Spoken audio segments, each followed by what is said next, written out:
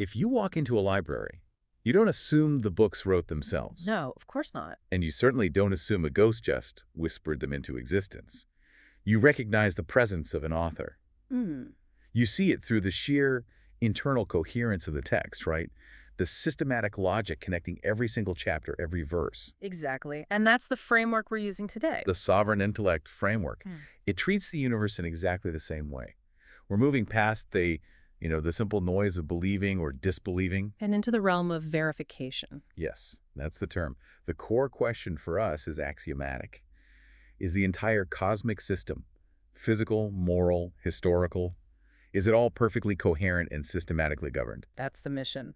So our deep dive today focuses on one central concept from the sources: the necessity and proof of this system, anchored by what's called Sunnat Allah. The unchanging law of divine governance. Exactly. This law is presented as the ultimate guarantee of cosmic integrity. It assures humanity that divine action is systematic, it's non-arbitrary, and it's implemented only through these universal fixed principles. And our mission, then, is to really rigorously extract the logical and the legal implications of that single assertion. That this law is absolutely immutable. What does that guarantee actually mean empirically? What's fascinating here is how the sources define this law with such philosophical precision. It's not just a guideline. Not at all. Sunnat Allah is far more than just the way things usually go.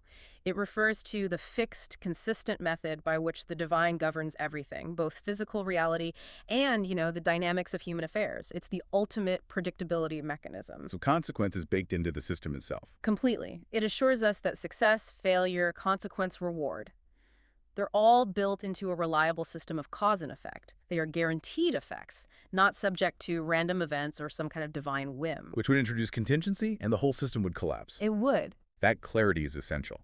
So can you unpack the two critical distinctions the source material makes about this immutability? Because this is where the structure is really locked in. Absolutely. And we have to spend some time here. The sources, citing Surah Fatir, draw a fine but vital line between two forms of immutability. Okay. First, there's tabdila. This means no alteration in the law itself. The rule, the core principle, let's say the law of gravity or the law of justice, it cannot be changed. It's static. Fixed. Eternally defined. Precisely. Second, and just as important, is tabwala.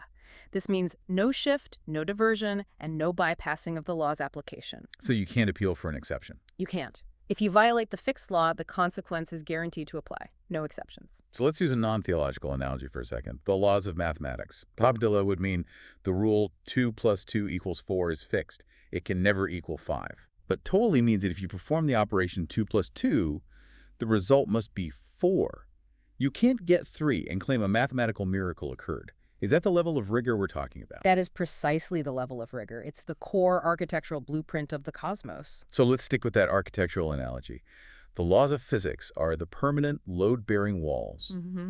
And the revealed source is the architectural intent that explains why the house was built in the first place, confirming the structure's integrity. And this fixity is what reflects the immutable principle operating across time and space. It's the great liberator, isn't it? How so? By establishing governance by law, not by whim, it removes fatalism. If the universe behaves systematically, then our actions suddenly have meaning because we can rely on predictable outcomes. It shifts agency entirely back to us. It has to. If consequences were arbitrary, human effort would be, well, pointless. But since the consequence is fixed, studying the system and acting correctly becomes the only rational path. Okay, so let's apply this. Let's unpack the application of this systemic default to the moral universe. This is often where people, struggle for clarity. Right, from fixed physical laws to the law of moral consequence. Exactly. The sources cite Surah Fatir again. It warns those who indulge in arrogance, who plot evil, that the moral order is just as absolute as the physical order. The legal logic here is, it's fascinating. It insists on a predictable moral causality. And the evidence for that claim isn't in some abstract text. It's in history itself. History is a laboratory. Precisely, a laboratory for testing this fixed moral code. Arrogance, moral failure. The sources argue they inevitably lead to decline and destruction for communities. This isn't a threat. It just confirms the divine justice mechanism is systematic. Reliable. Utterly reliable. Think of it like this. Moral corruption and injustice act like structural decay in a building. The law of physics states that a house with a damaged foundation will collapse, Inevitably. while the law of moral consequence states that a society built on oppression will also inevitably decline. The system holds. So the logical corollary to that decay is the law of victory and societal stability. The material suggests that historical patterns are just as fixed. Just as predictable. Sir Alfoth affirms it. The pattern for the rise and fall of nations and the eventual triumph of those who adhere to the divine laws. It's presented as an unalterable historical principle. So if that principle is truly unalterable, it means historical outcomes aren't defined by, say, temporary military superiority, Or economic booms. but by moral adherence to these fixed laws, which means true geopolitics requires moral analysis, not just statistical analysis. Exactly. Victory is guaranteed, but not as some special favor from an arbitrary power. It's the necessary result of a fixed operating law. You simply can't sustain a society that violates the principles of justice and trust for long. It's not possible.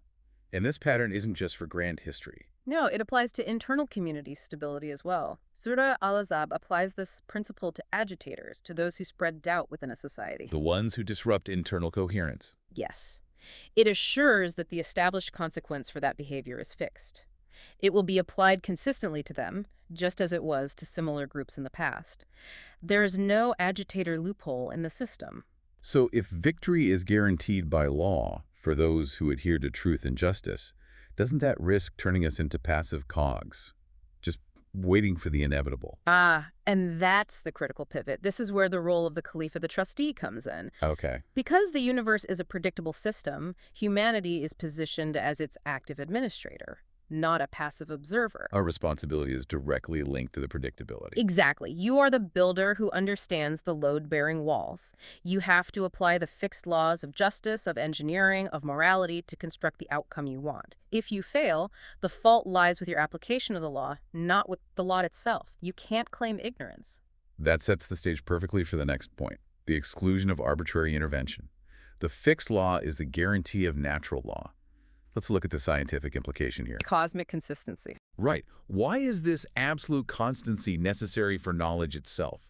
I mean, think about the very possibility of science. Or technology. Or any empirical knowledge. None of it would be possible if physical laws were prone to arbitrary deviation, that Abdullah we defined. If gravity only held sometimes. Or if water sometimes boiled at 100 degrees and sometimes at 50. No experiment, no prediction would be possible. The same causes must always produce the same effects. It's the foundation of all inquiry. Science is just. It's our meticulous cataloging of the fixed Sunnat Allah in the physical world. And within this consistent system, the sources point to a profound biological logic. Biological evolution through natural selection isn't framed as some chance accident. Not a roll of the dice. No, it's the visible manifestation of a profound, pre-programmed, and unalterable divine law applied to biological systems. Yeah. Adaptation, survival, genetic variation, these are simply the Sunnat Allah governing the living world. The process is fixed. The outcomes are the necessary results of that law in action. And this clarity, it shifts the burden of proof. Away from what? Away from any notion of conventional mystical contingency. Since the law cannot change, the idea of arbitrary miracles, where an established physical law is just temporarily suspended to prove a point, that becomes theologically impossible within this framework. Okay, so if that's true, if the system is truly immutable, no tabdella and no tawalla, what do we do with these seemingly miraculous events in Scripture? Are they just fabrications? No, not at all. There is a rational reinterpretation that preserves the system's integrity. The sources suggest we move beyond the literalist, rule-breaking view. These events have to be reinterpreted in one of two ways. The first being? They could be the manifestation of a higher law, a physical or social law that operates outside our common knowledge, but is still part of the complete Sunnat Allah. Like seeing a function run in complex code. We might not understand it, but it's following a fixed command. Exactly. It's not a broken rule, it's a rule we hadn't observed yet. And a second interpretation. That they are symbolic narratives, allegorical events designed to teach moral and ethical consequence, not to be literal, physical breaks in nature. The fixity of the law ensures the integrity of the creator. The divine doesn't contradict its own perfect system. And this systemic view fundamentally empowers reason, or aql, and knowledge, hilm. It has to.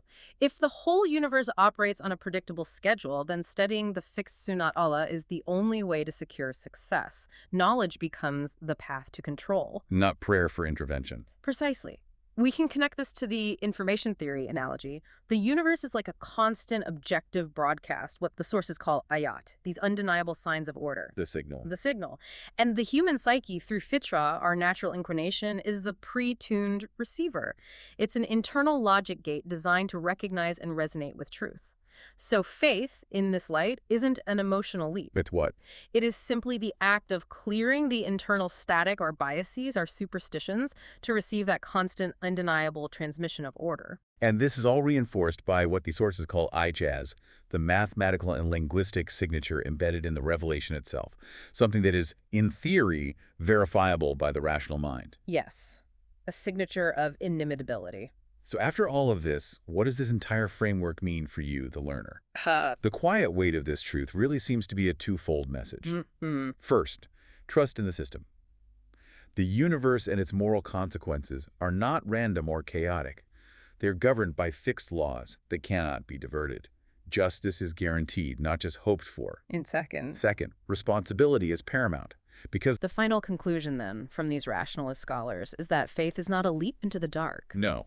It is the final, inescapable conclusion of a rational mind that has successfully verified the axiomatic coherence of the universe. So what stands out to you in this necessity of unchanging moral and physical law?